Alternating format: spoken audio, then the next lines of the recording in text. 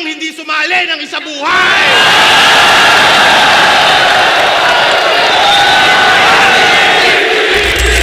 Pwede nating ihanay si Creeply sa mga MC na may balancing atake sa pakikipag-battle dahil iba't ibang skills ang naipapakita niya sa tuwing sumasampay ito ng entablado. Heavy bars, rap skills, classic angles, metaphor, wordplay at rebuttals. Ilan lang yan sa armas na nagagamit niya sa mga battle.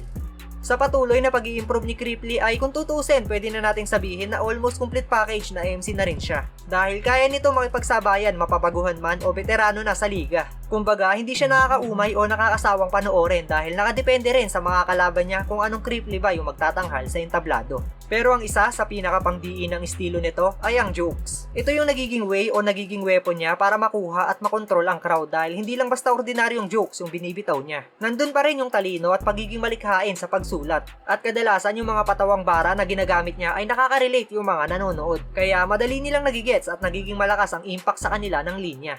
At ayan nga ang nakapaloob sa content natin ngayon, ang mga witty jokes ni Creeply. Pero bago natin umpisahan, iniimbitahan kita na i-like ang video na to bilang suporta at mag-subscribe ka na rin sa ating ikalawang YouTube channel. Madalas din tayo mag-upload dyan ng mga interesting topic. At kapag nakapag-subscribe ka na at naklik mo na yung notification bell ay huwag mo kalimutan mag-comment dahil monthly ay mamimili tayo dyan ng 10 subscribers na bibigyan natin ng Pubo t-shirts. Inaabala mo oras ko, wala kang pinapakitang bago! Putang ina mo! Mason ako, gago!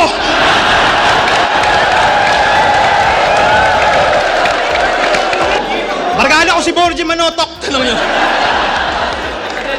Kaya kahit mag-rap ka dyan, Aser, puta, wala akong pake. Pero gusto mo na mag-rap? Gusto mo na mag-rap? O, sige! Iba dating kutol, iba si Creeply pag bumungad. Laging may bagong pakulo, parang pagbabarista inatupag. Di mahulaan bawat sulat, laging may crowd kapag naggulat. Kaya si Snoop Dogg ay no match, ngayong natapat siya kitupak.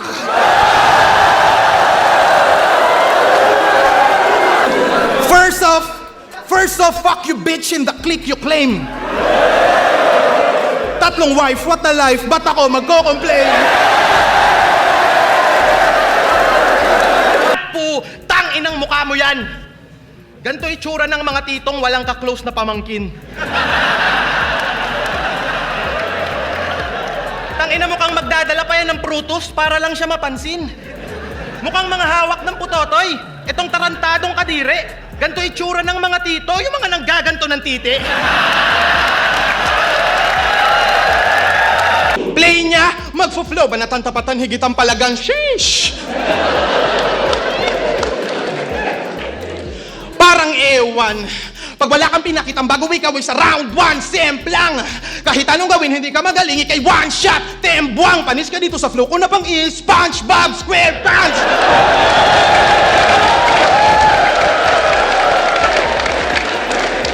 Nagkaroon to ng sasakyan. Ang banges, kulay mint. First time kong makakita ng kotse, pero driver yung nakatint.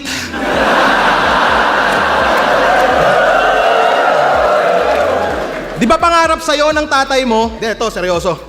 Di ba pangarap sa'yo ng tatay mo kunin mong kurso HRM? Pero ano kinuha mo?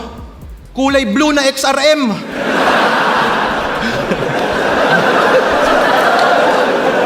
Isa din sa dahilan kung bakit nagiging maganda yung banat o yung atake ni Creeply sa mga nakakatawang linya ay yung kumpiyansa nito sa taas ng entablado. Ipinapakita niya na kahit sino pa yung kalaban niya ay kayang may pagsabayan ng sulat niya. Tapos yung mga jokes na binibitaw niya ay hindi pilit, kumbaga napag-isipan ng maayos. Magaling din siya mag-placing ng linya, hindi basta-basta nahuhulaan kung magpapatawa na ba siya o magseseryoso. Taga-bundok ka na grabe, ang sarap mong makarati. Kaka-absent mo yan sa Pilipino 1 nun, puta pits ka. Dinaig mo pa sa accent mo si Mami Junesia. Kasi sabi nito kay Batang X, tangina mo magsama kayong dalawa ni Iskustakli. Iskustakli! Sana namatay ka na nung undas. Di anong tawag mo kay Sir Brian Lau? Ismuglas? Putang ina mo kang Jejemon ka? Magnimedyas tapos slides, kala mo varsiting masinop? Ulul, tang ina nyo, mukha kayong bagong pahilot.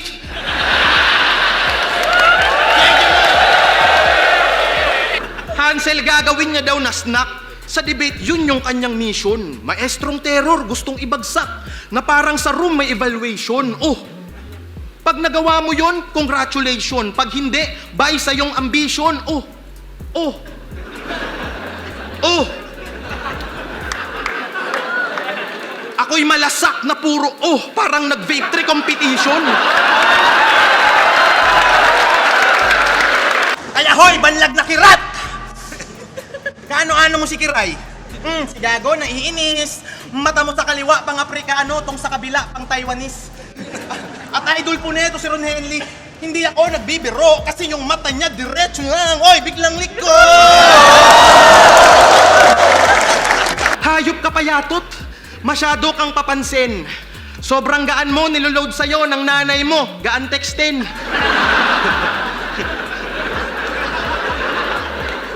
Di ba pag nagwiwid, lumalakas kumain? Iba epekto sa'yo ng chonky.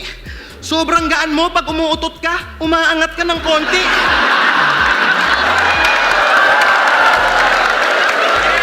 Tang inasip-sip masyado kiluni. Kaya sa pag-multi, nag-e-effort. Ako, kaya ko mag-reference ng hindi alam ni Looney para sa break it down mukha siyang ingot. That's gangsta!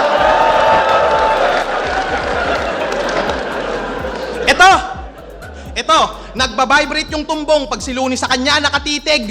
Ako, kaya kong sabihan si Looney bungi yung ngipin niya sa gilid.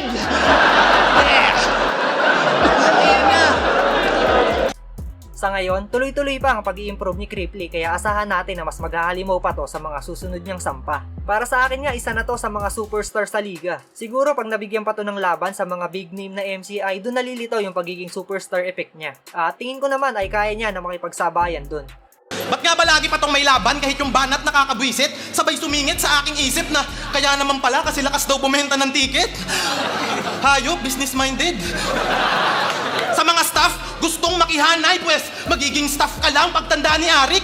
Ikaw yung tungkod na pang-alalay kasi kahoy. Pero yung ticket na mabenta kasi may sabon na kasama. Pag yung kita ay mahina, pinapost niya sa Lazada. Ang klaseng site to? Site to, tae. Sa paggamit ng ganyang salita, isa ako sa illegible. Pero one to ko laging may hook. Kaya naman, incredible. Incredible hook, yung tae mong green. Dapat na ipatulpo. Kasi pag tumata, ikabagsakan daw yung bulto. Bulto, tubol. Kaya patay sa akin tong king na mukhang si Dagul laging ka-chill. Mukhang yung height ng gagon to, 3 dangkal lang ni Shaquille. Natuklasan mo ba yung Jakol? Panda ka punggok. Pag nasa elevator to, hanggang 2nd floor lang yung abot niya mapindot. Tangina mo, at speaking of dede, yung GF mo, meron ba nun? No, tingin ko wala. Tapos yung poke niya laspag, kaya wag mo na siyang pagtanggol, ungas ka. Kasi yung girlfriend mo parang donut. Di mo pa natitikmang, butas na. Tangina, kaya pa ni sa akin to si Boy Jakol. Sa score, wag ka nang maghabol. Magpapatalo lang ako kapag napapost mo si Batas ng Sana All.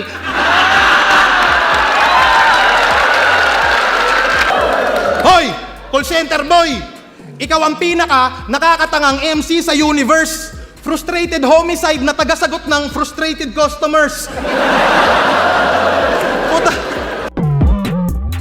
At ayan nga, mga witty jokes mula kay Cripply. Isa ka rin ba sa nalulupitan o nagagalingan sa kanya sa tuwing bumabattle? At anong linya o bara ni Cripply ang pinaka natripan nyo? Pwede nyo yan i-comment sa ibaba at babasahin nating lahat yan.